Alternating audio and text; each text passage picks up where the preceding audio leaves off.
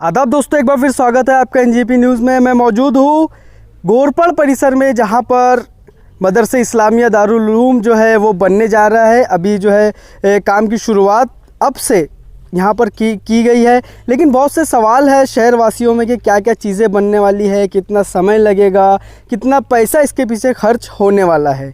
कल जो है एक जलसे के माध्यम से सारी चीज़ें सामने रखी गई थी, लेकिन हमारे चैनल के माध्यम से आज इस स्पॉट पर हम आए हुए हैं। बात करेंगे, हमारे साथ सैयद मुबिन साहब है जो आर्किटेक्ट है, जिन्होंने पूरा प्लान इस मदरसे का बनाया है, उनकी और उनकी टीम ने। बात करेंगे उनसे कि किस तरह का काम। सर बहुत बहुत स्वागत है आपका एनजीपी न्यूज़ में। Thank you very much. Sir मैं चाहूँगा कि मदरसे का जो स्ट्रक्चर आपने कंप्यूटराइज बनाया है वो थोड़ा सा हमारे दर्शकों के सामने रखिए कि किस तरह की चीज़ें, क्या क्या चीज़ें बनने वाली है।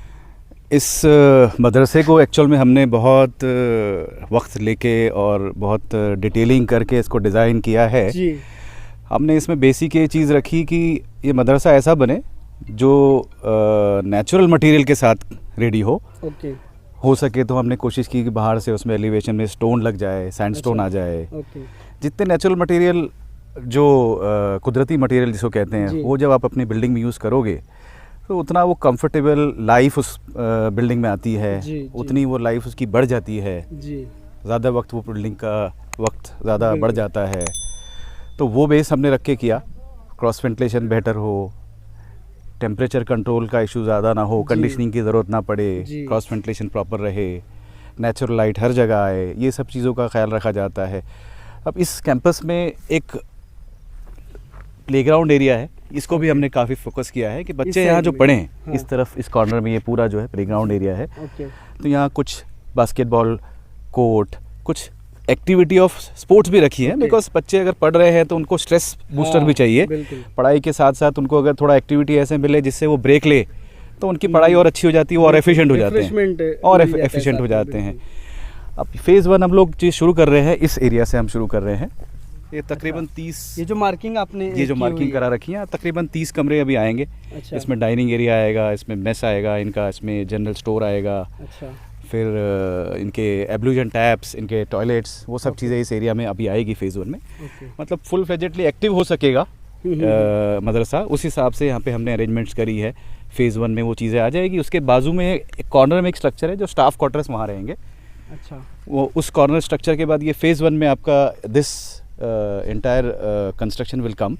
इसी से कनेक्टेड एक फेज़ है बाजू में, इस तरफ अगर आप देखें तो फेज़ 2 में हम इसको आगे कंटिन्यू कर लेंगे। मोस्ट प्रोबेबली इसको साथ साथ ही चालू कर देंगे आगे पीछे। अच्छा। तो हमारे स्ट्रक्चरल कंसल्टेंट है मिस्टर कामत, इन्होंने बड़ा अच्छा एक थॉट रखा कि हम फेज़ 1 बना रहे हैं तो क्यों ना एक एक्सपेंशन जॉइंट ऐड कर दे। बिल्कुल। यूजुअली ध्यान नहीं रखते हैं लोग कंटिन्यूटी बनाते हैं, फिर उसके बाद नेक्स्ट फेज़ को चालू करते हैं तो उसमें ये होता है कि फिर वहीं से रिबारिंग कर रहे हैं या बाहर छोड़ दे रहे हैं।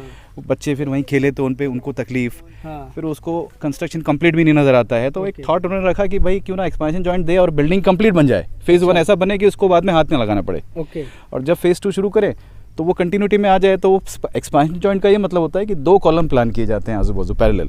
अच्छा। एक कॉलम इस बिल्डिंग के साथ चल जाता है और दूसरा कॉलम बाजू का जो होता है वो पैरेलल दूसरे बिल्डिंग के साथ कंटिन्यूएशन में आ जाता है, जिससे पहली बिल्डिंग फुल फ्लेजेड फिनिश हो जाती है, उसको वापस कुछ करना नहीं पड़ता। अच्छा। तो जब ये बिल्डिंग शुरू ये होके ख़त्म होगी, तकरीबन हमने सोचा है इसको 2.5 साल से 3 साल के अंदर ख़त्म होना है। अच्छा। जब ये फेज़ 1 टारगेट किया है, तो जैसे फिनिश होगी तो it will be full fledged finish, total ready रहेगी।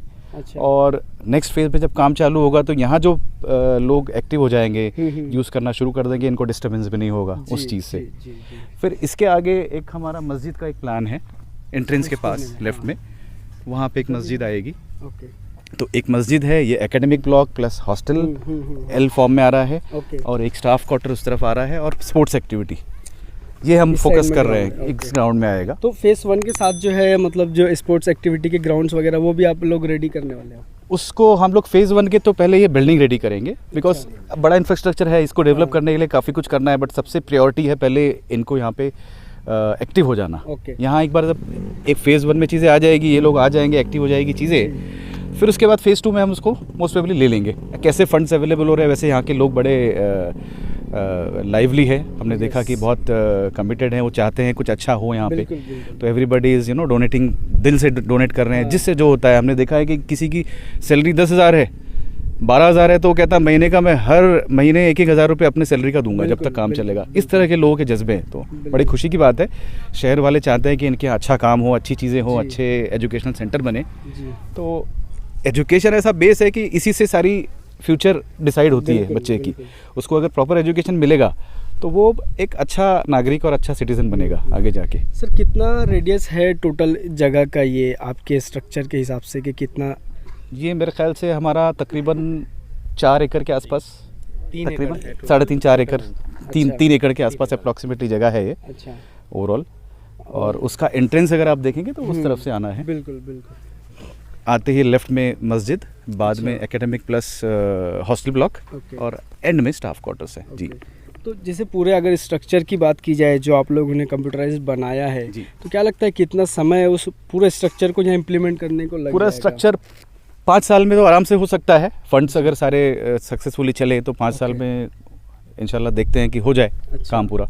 ये एक बार शुरू हो जाने के बाद थोड़ा एक्टिविटी और बढ़ जाएगी जी मोस्ट प्रोबेबली। तो 5 साल एक्सपेक्ट कर सकते हैं, क्या कहते हैं आप जी? फंड्स और अल्लाह की मसलियत रहेगी तो इंशाल्लाह ज़रूर हो जाएगा। मैं तौक़ीर हूँ जी और मैं कॉन्ट्रैक्टर हूँ और किस्मत से अल्लाह ताला ने मुझे इस काम के लिए नवाजा इन लोगों की वजह से, और काम करने आया हूँ। कोशिश ये करूँगा वक्त के हिसाब से, वक्त के अंदर में अच्छी से अच्छी चीज़ें जो मोबिन साहब ने बना के दिया है वो उसको वैसे ही बनाया जाए और किया जाए। कोशिश ये है। मैं मिस्टर गणेश कामत हूँ। मैं स्ट्रक्चरल इंजीनियर हूँ बिल्डिंग का जी। और बहुत सुंदर जो बिल्डिंग बनी है उसको मजबूत बनाने की जिम्मेदारी मेरे पे है। तो और उसके हिसाब से हमने इसके पूरे डिज़ाइन में हमने पूरे एफर्ट डाले हैं। यानी टेक्निकली हर चीज़ सही करने की कोशिश की है। यानी पूरा जियो टेक्निकल इन्वेस्टिगेशन करके ज़मीन की ताकत निकाल के उसके हिसाब से व्यवस्थित डिज़ाइन कराते हुए और अच्छे कॉन्ट्रैक्टर भी हमने लाने की पूरी कोशिश की है। अभी देखो कैसा होता है करके, और ऊपर वाला चाहे तो सब व्यवस्थित होके बिल्डिंग बहुत सुंदर बन जाएंगी। इसमें मुझे कोई इसमें आश्चर्य नहीं लगेगा। मैं बहुत अच्छी चीज़ बनेने वाली इधर में। आप थोड़ा सा इस शॉर्ट पे एक आध मिनट में बता दीजिए कि हमारा इतना खर्चा है या थोड़ा सा। ठीक है मुफ्ती साहब, आप क्या कहना चाहेंगे? मैं आपसे जानना चाहूँगा कि कितना क्या खर्चा जो है अब तक जो एस्टिमेटेड आप लोगों ने निकाला है इस पूरे प्लान को बनाने के लिए? देखिए अस्सलाम वालेकुम। ये पूरे प्लान के जो हमने उसको फ़ेज़ 1 में अभी जो ये बिल्डिंग ले रहे हैं हम, उसके अंदर नीचे में जैसे कि सर ने अभी बताया कि डाइनिंग हॉल वगैरह है, उसके ऊपर में हॉस्टल के रूम्स वगैरह है और उसमें और भी दूसरी एक्टिविटीज़ मैंने मैस किचन वगैरह ये सब सारी चीज़ें आएगी। तो अभी ये फ़ेज़ 1 की जो हम बिल्डिंग लेके चल रही है ये G+3 की बिल्डिंग है। अभी फ़िलहाल हमने इसी का एक एस्टिमेट निकाला है क्योंकि प्लान बड़ा है। एक मुश्त सारे प्लान को एग्जीक्यूट करना जो है थोड़ा सा डिफ़िकल्ट है। तो इसलिए हमने फ़ेज़ 1 को एक बिल्डिंग लिया ताकि एक चीज़ कंप्लीट हो जाए, जब दूसरे फ़ेज़ पे हम आगे बढ़ेंगे इंशाल्लाह।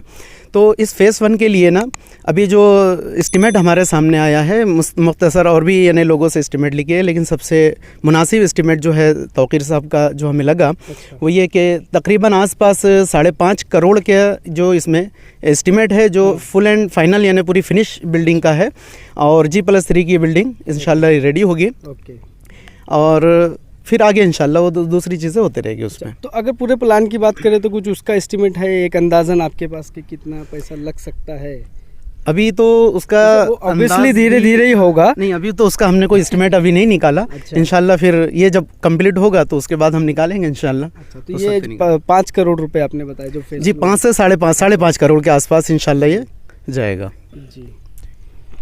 दोस्तों बात की हमने यहाँ के इंजीनियर्स आर्किटेक्चर से भी कि किस तरह का काम यहाँ पर होने वाला है। मुफ्ती साहब ने भी बताया और डिटेल में जो है मुबिन साहब ने बताया कि क्या क्या चीज़ें फ़ेज़ 1 में कवर करने वाले हैं वो लोग। और फिर भी अगर कुछ सवाल अगर आपके मन में रहता है तो ज़रूर कमेंट बॉक्स में हमें बताइएगा। हम कोशिश करेंगे कि यहाँ के ज़िम्मेदारों से उसका जवाब आप तक पहुँचाए। वीडियो को शेयर कीजिए, सब्सक्राइब कीजिए हमारा चैनल। मिलते हैं अगली वीडियो में, तब तक के लिए अलविदा। त्योहारों के अवसर पर के-मार्ट लेकर आया है आकर्षक उपहारों की बौछार। के-मार्ट का दावा, अगर हमसे सस्ता कोई दे तो बताइए।